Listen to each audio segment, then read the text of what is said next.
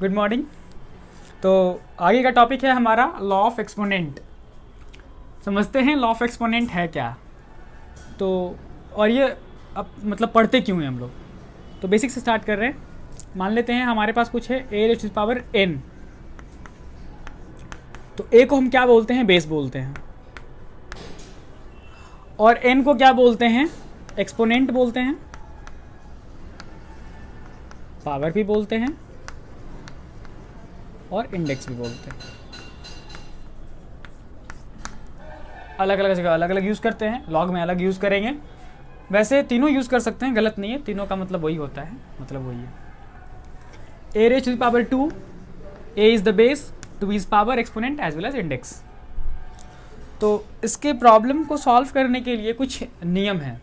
तो मैं उस सारे रूल्स पे बात करूंगा कि आखिर वो कौन कौन से रूल है जिसको हम लोग यूज़ करते हैं जब हम law of exponent based problem को सॉल्व करते हैं। और उस रूल को आप याद रखिएगा, तभी प्रॉब्लम जल्दी बनेगा। पहला है a raise to the power m into a raise to the power n is equals to a raise to the power m plus n। अब ये है क्या, अगर सेम बेस होगा और पावर डिफरेंट होगा, अगर सेम बेस होगा और पावर डिफरेंट होगा, और दोनों सेम बेस पावर डिफरेंट और प्रोडक्ट हो, तो उस केस में क्या करते हैं, base single times write down करते हैं और पावर को ऐड कर देते हैं। जैसे 2 raise to the power 7 into 2 raise to the power 3 which is equals to 2 raise to the power 7 plus 3 which is 2 raise to the power 10। दूसरा, sir अगर ऐसा भी तो हो सकता है m का वैल्यू 7 हो, n का वैल्यू कुछ और हो, माइनस हो, तो क्या फ़र्क पड़ता है, माइनस होगा तो -3 कर देंगे। पावर अगर यहाँ पे ऐड करना है प्लस, तो यहाँ पावर अगर ऐसा कुछ रहेगा, n का वैल्यू नेगेटिव में रहेगा तो नेगेटिव डाल देंगे। दूसरा, मैं उस टाइप की भी प्रॉब्लम पे आऊँगा। A raise to the power m divided by a raise to the power n, जिसको हम लोग ऐसे भी लिखते हैं a raise to the power m upon a raise to the power n। तो इस केस में क्या करते हैं, सिंगल टाइम्स बेस लेते हैं और पावर को सबट्रैक्ट कर देते हैं, यानी ऐसा कुछ ये रिजल्ट आ जाता है। 2 raise to the power 7 divided by 2 raise to the power 5, तो ये हो जाएगा 2 raise to the power 7 minus 5 2।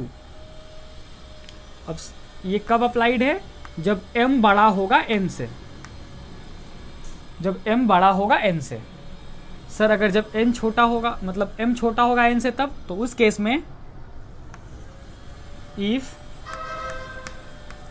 m is less than n, तो उस केस में हो जाता है a raise to the power m divided by a raise to the power n को हम कुछ लिखते हैं 1 upon a raise to the power m minus n, ऐसा कुछ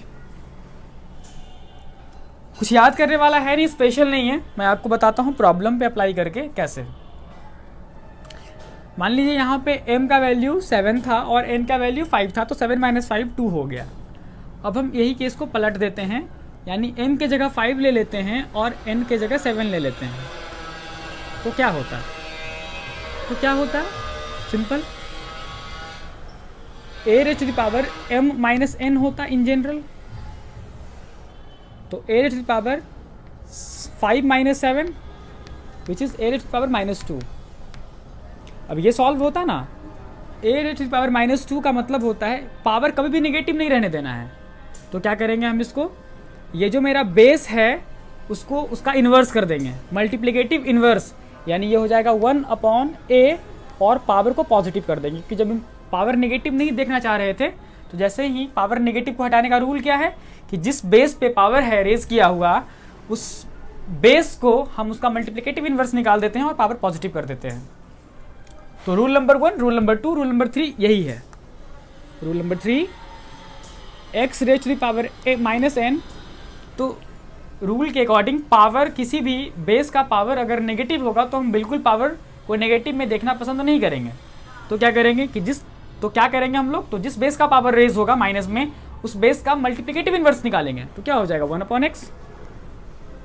और पावर अपने आप पॉजिटिव हो जाएगा। यानी कि x raise to power minus n को मैं लिख सकता हूँ 1/x raise to power n, ऐसा कुछ। कोई दिक्कत नहीं। आगे rule number 4,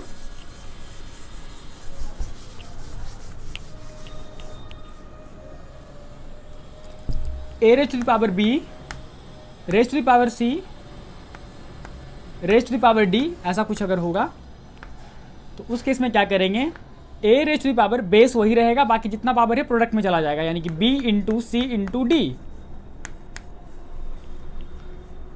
a raise to power b raise to power c raise to power d, तो बेस एक बार बेस जो है वही रह जाएगा और जितना भी पावर है वो प्रोडक्ट में चला आएगा। ठीक है। आगे a रेज टू पावर 0, इसका वैल्यू 1 होता है। जैसे x raise to power 2 raise to power 0 1, इसका भी एग्जाम्पल देख लीजिए। 2 raise to power 3 raise to power 1/2 raise to power 1/4, तो हो जाएगा 2 raise to power 3 into 1/2 into 1/4, तो 2 रेज टू पावर 3/8, ये मेरा resultant value. Next a into B raise to the power n, a into B raise to the power n, तो separately power हम अलग कर सकते हैं, तो इसको लिख सकते हैं a raise to the power n into B raise to the power n, ऐसा कुछ। यानी अगर ऐसा रहेगा 2 into 5 raise to the power 3, तो इसे सेपरेटली लिखेंगे 2 raise to the power 3 into 5 raise to the power 3। Clear. आगे